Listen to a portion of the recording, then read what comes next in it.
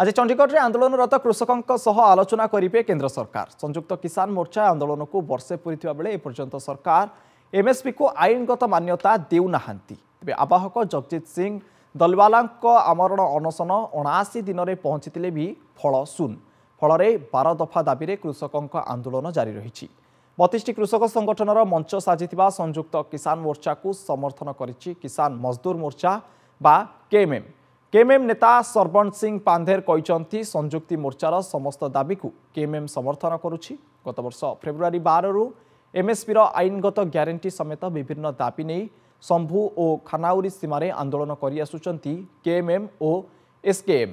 तेबे आज हेबाकु थिबा आलोचना जदि विफल हुए तेबे आसंता 25 रे 101 जन चाषी हरियाणा सीमा पार हेबा लगी उद्यम करिवे।